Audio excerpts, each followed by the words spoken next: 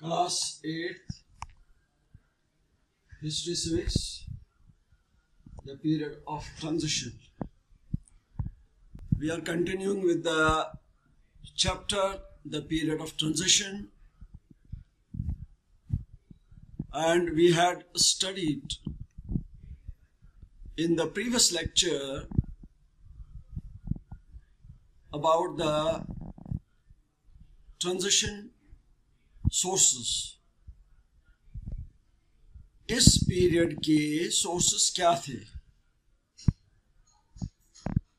Sources of history को हमने divide किया था दो भागों में।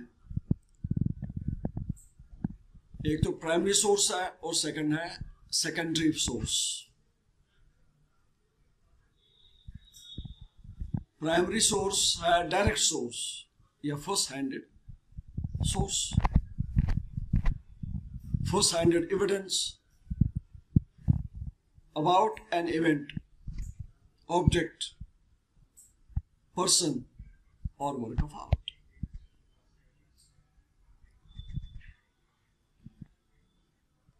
Primary source of history can be written or non-written.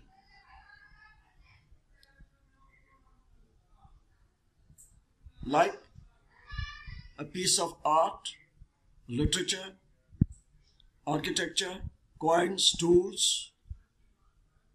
maps, paintings, or artifacts. Secondary source जो है उसमें it contains the information which is a commentary or an interpretation or analysis.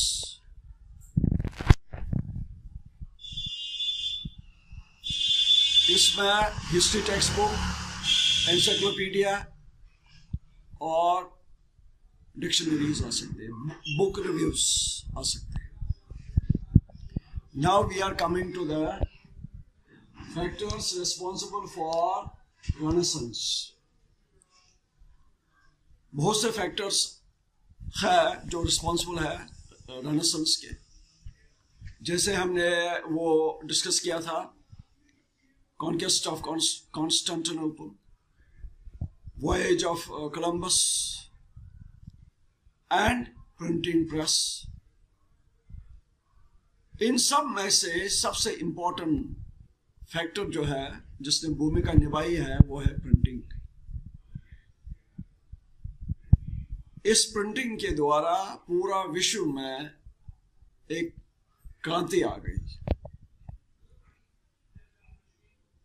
इसके द्वारा जो एनलाइटमेंट थिंकर्स थे उनके विचार फैल गए। उनकी जो राइटिंग्स थी उन्होंने बहुत ही आलोचना की ऐसे ट्रेडिशंस के, ऐसे सुपरस्टिशंस के और ऐसे डेस्पोटिज्म के, तानाशाही के, अंधविश्वास का, और ऐसे जो हम ट्रेडिशंस करते थे जिनमें कोई लॉजिक नहीं था, रीजन नहीं था, बेसिस नहीं था।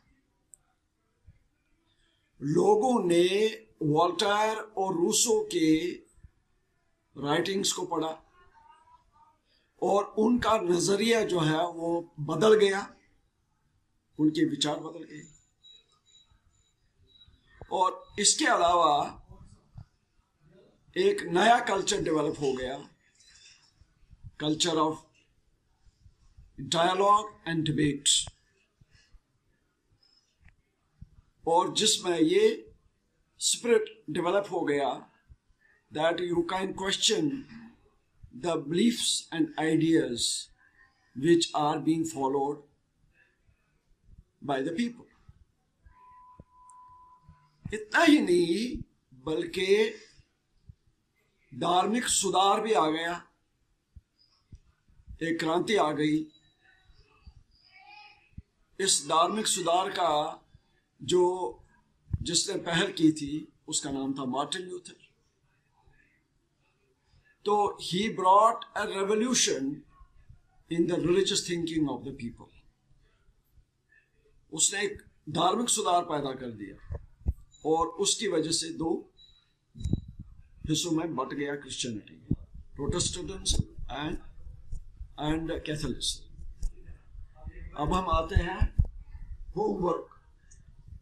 3 events which are often picked out as marking the end of the medieval period and the start of the modern age. Explain.